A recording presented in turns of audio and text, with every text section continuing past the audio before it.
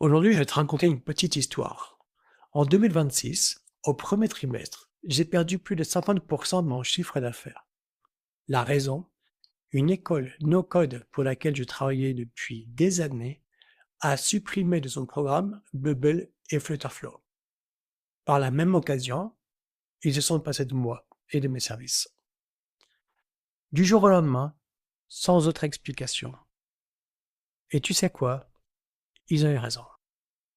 Si tu ne me connais pas encore, je m'appelle Tim Paul Fliet, je suis développeur web depuis 2012 et je fais du no-code depuis 2020.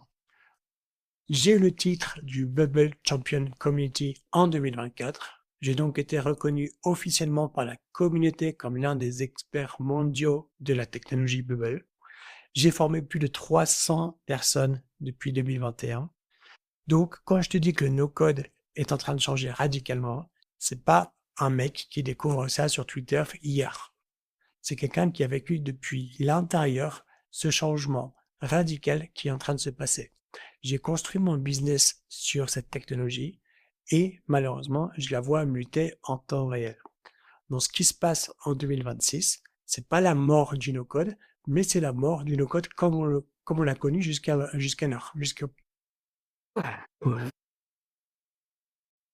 Ce qui se passe en 2026, c'est pas la mort du no-code, c'est la mort du no-code tel qu'on l'a connu jusqu'alors. Et ça, la plupart des gens, les freelances, des agences, même mes clients, n'ont pas encore compris ce qui change concrètement. Donc, je vais t'expliquer tout ça et on va voir un petit peu pourquoi la chaîne change de cap. Donc, il y a encore peut-être 2-3 mois en arrière, j'étais peut-être un peu comme toi et je pensais que l'IA, bon, c'était cool. J'entendais parler de ce qu'on pouvait faire sur les réseaux. Sur le LinkedIn, on est harcelé de messages de mecs qui font des trucs cool avec l'IA. Donc, j'étais un peu comme toi, sûrement, et je me disais, OK, c'est cool, je sais qu'on peut faire des choses, mais pourquoi est-ce que je vais changer de technologie et de façon de faire si je peux déjà faire tout ce que j'ai envie sur Bubble? Je peux faire aussi des choses très sympas sur Flutterflow. Pourquoi est-ce que je vais changer maintenant? Pourquoi est-ce que je vais perdre du temps à me reformer à une nouvelle façon de faire alors que je suis déjà expert dans mon domaine? Eh bien, le truc, c'est que dans ma communauté, j'ai une personne qui, comme moi, crée plein de produits sur Meuble. Il a créé un CRM assez complet également. Et il m'a un jour montré, en rejoignant le Discord, en me disant, Tim, j'ai refait complètement ma plateforme, sauf que je l'ai faite avec de l'IA, donc du code assisté par l'IA. Donc moi, je me suis dit, ah bah écoute, trop bien, vas-y, c'est une bonne occasion de me montrer ce qui est possible de faire, puisque j'ai moi-même créé pour un client un CRM très très complexe. Donc je me suis dit, vas-y, c'est peut-être sympa de voir un petit peu comment tu arrives à utiliser l'IA et surtout ce qu'elle arrive à produire. En fait, la démonstration a duré peut-être 15 minutes, 20 minutes, et j'ai pris une claque. Littéralement, j'ai pris une claque et je me suis dit, OK, Tim, je pense que tu vas devoir arrêter de faire l'autruche maintenant et tu vas devoir t'intéresser vraiment à ce que l'IA peut t'apporter. Le soir même, j'ai pris un abonnement sur Claude Code puisque c'était l'IA que lui, il avait utilisé, le modèle qu'il avait utilisé pour faire son CRM. Et je vous avoue, j'ai commencé sur le plan à 20 $, donc le plan pro, il me semble. Et en très très peu de temps, parce que j'ai bourriné dessus en très peu de temps, je suis arrivé à la limite. Donc j'avais en fait cramé tous mes tokens très très simplement, puisque je voulais reproduire un projet que j'utilise au quotidien sur Bubble.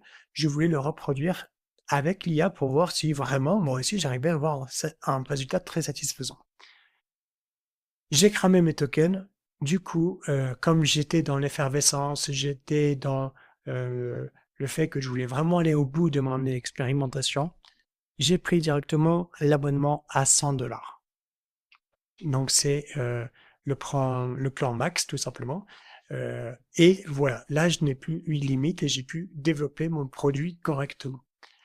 Je vous avoue que jusqu'à maintenant, je suis encore sur le plan max. Euh, Encore une fois, je n'arrive pas à atteindre les limites tellement qu'on peut faire des choses, c'est impressionnant. Et du coup, j'ai reproduit pratiquement tous mes projets qui étaient en Bubble et même en Webflow. Ils sont complètement passés donc sous mon expertise avec l'IA, donc du code avec l'IA. Voilà, donc ça c'est un petit peu pour vous raconter dernièrement mon parcours. C'est pour ça que cette chaîne va vraiment changer de d'orientation. Donc jusqu'à l'heure, on parlait beaucoup de Bubble, on parlait beaucoup de no-code. Euh, Désolé pour toi si tu me suivais par rapport à ça, puisque là je vais vraiment je vais plus proposer de tutos par rapport à ça, puisque malheureusement on arrive sur des technologies qui vont être dépassées très très vite. Il y a vraiment, il y a vraiment pas de solution par rapport à ça. Je pense que ces technologies ne vont, vont durer un certain temps, mais en tout cas ne pourront pas rattraper leur retard. Donc moi, ce que j'ai compris, c'est que je dois me mettre au goût du jour, tout simplement. Il faut pas rester euh, borné comme ça dans sa bulle, alors qu'il existe des choses qui vont beaucoup plus vite et qui sont aussi efficaces. Voilà. Donc, on a la même qualité de travail, voire mieux, et on a moins de temps de développement. Il y a beaucoup de gens qui vont vous dire oui, mais l'IA, attention, il y a des failles de sécurité, attention, euh, tu peux faire n'importe quoi si tu sais pas parler à l'IA. Ok, c'est vrai, et c'est tout à fait vrai. Mais je vous rappelle que j'ai un passé de développeur. J'ai commencé en 2012. En 2012, il n'y avait pas de no-code, il n'y avait pas d'IA, il n'y avait que du code. Donc le code, je sais le lire, je sais le digérer, et surtout, un avantage que j'ai par rapport à énormément de gens qui font du no-code, c'est que, ou de l'IA, c'est que moi, je sais gérer des serveurs. Je sais configurer, ça s'appelle de l'infogérance. Et grâce à ça, je peux donc héberger absolument tous mes sites, absolument tous les sites que je vais vous montrer dans les prochaines semaines, que j'ai réussi à sortir avec de l'IA. Je vais vous montrer un petit peu. Donc, alors, je l'ai déjà fait plein de fois puisque je fais des lives depuis très longtemps sur un Discord. D'ailleurs, si tu es pas encore sur un Discord, tu auras un lien en description. Mais je fais des lives toutes les semaines où j'ai montré mes avancées. L'avantage, c'est que sur le Discord, tu auras des replays de chaque session qui s'est déroulée, tout simplement. Voilà. Donc là, le site que je te montre, que j'essaie de te montrer parce que je parle en même temps, donc j'arrive pas à scroller et parler en même temps exactement. Mais en gros, sinon je me déconcentre. Mais en gros, le site que tu vois là, c'était un site qui était fait sur Webflow. Pendant très longtemps, il était sur Webflow, ce site. Il est passé maintenant 100% en code. Ok, donc il est fait bien sûr avec le Claude Code, mais bien entendu, c'est moi qui l'ai dirigé vers la direction artistique qui me plaisait. Il y a des choses qui sont un peu bateau, il y a des choses qui sont un peu plus cool. Tu vois, ici, j'arrive à mettre de la 3D sans problème avec donc ma landing page ici. Voilà, donc, tu vois, on peut faire de la 3D comme ça. Donc tout ça, c'est du code. Et c'est quoi la folie là-dedans? Ben, la folie, c'est que j'arrive à avoir des scores sur PageSpeed et sur Lighthouse.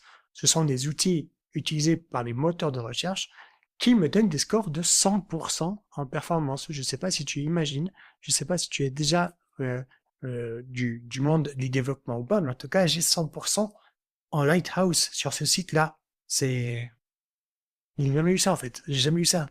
Ça fait longtemps que je fais du code, j'ai jamais eu ça. Voilà. Donc tout ça pour te dire que on switch, d'accord? On va plus être sur WebMT no code, on va être sur WebMT IA. Ça va changer un petit peu. Tu n'auras plus de tuto de no code. Désolé, je me répète. Mais voilà. Donc dans les prochaines semaines, concrètement, qu'est-ce qu'on va faire dans les prochaines semaines? Eh bien, tu vas avoir un programme où je vais te faire des vidéos dédiées sur chaque outil que j'ai déjà créé avec l'IA. Le but, c'est pas de faire comme sur LinkedIn où les gars ils te disent j'ai réussi à faire ça, j'ai réussi à automatiser telle chose, je lui ai fait gagner 1 000 € par semaine, j'en sais rien. Moi, je vais te montrer des vrais cas que j'ai créés. Je vais pas te montrer des petits trucs comme ça où tu n'es même pas sûr si c'est vrai ou pas. En tout cas, tu vas avoir les résultats tu vas avoir avec moi plein d'outils que j'ai créés, des SaaS, des applications mobiles, d'accord, pour iPhone par exemple, ou pour Android. Tu vas voir tout ce que j'ai pu tester et tout ce que j'ai pu créer depuis ces derniers temps. Puisque la chaîne, tu as vu, la dernière vidéo remonte un petit peu parce que j'étais en expérimentation tout simplement. Voilà, donc tu vas avoir plusieurs vidéos là-dessus et je vais te montrer que malheureusement, il y a plein d'outils qui vont devenir obsolètes assez rapidement aussi, d'accord? Des outils no-code, je pense à Glide, à Softer. Ces outils-là, ils vont disparaître très très rapidement. Il y en a d'autres qui vont rester un peu plus longtemps, comme Webflow. Bubble, je pense que d'ici très peu de temps, ça va faire mal, je pense. Donc voilà. Je te donne simplement vite fait ma position avant de te quitter. Ma position, c'est quoi? C'est que le no-code, je te l'ai dit, il n'est pas mort à 100%. Et c'est quoi aujourd'hui la valeur de faire du no-code en 2026? La seule valeur que je vois à faire du no-code avant de faire de l'IA, c'est que grâce au no-code, tu vas pouvoir savoir parler à l'IA. Pourquoi? Parce que quand tu fais du no-code, même avec Bubble, tu vas apprendre des logiques de développement que tu n'avais pas ou que tu ne connais pas actuellement. Tu vas savoir créer une base de données, des tables, des champs. Tu vas voir qu'il y a, dans un champ, il y a plein de formats différents, un texte, un booléen, une relation. Bref, tu vas comprendre des choses du langage informatique, de la programmation, que peut-être qu'avant tu ne connaissais pas. Et plus tu sais parler technique à l'IA, plus elle va savoir te fournir des résultats qui sont performants, qui sont professionnels, on va dire. Voilà. Donc le no-code, pour moi, il a encore sa place, et surtout pour les gros débutants. Parce que les gros débutants, ils vont parler à l'IA peut-être comme ils parlent à leurs potes, ce qui n'est pas un problème, mais c'est un problème, mais c'est pas grave, tu vas avoir un résultat, même si tu parles comme un copain. Mais le problème, c'est que si tu veux aller au-dessus de ça, il va falloir des notions techniques. Et ces notions techniques, tu peux les acquérir grâce au no-code. Voilà. En tout cas, je vais pas faire durer la vidéo plus que ça. C'est pour te montrer que la chaîne fait un changement, un switch, et que à partir de maintenant, tu auras des vidéos sur l'IA. Donc, si tu étais abonné pour une no-code, eh bien, tu peux te désabonner sans rancune, il n'y a aucun problème. Si tu es là pour plutôt des sujets tournés vers l'IA, alors je te dis bienvenue et à bientôt. Ah oui, je voulais te dire une dernière petite chose. Si tu as un projet web en tête que tu souhaites développer, si tu as une application mobile que tu aimerais rendre concrète et déployer quelque part, n'hésite pas à me contacter. Je te mets un lien en description. Tu verras, c'est comme un calendrier, sauf que tu vas pouvoir prendre donc un créneau et parler avec moi directement.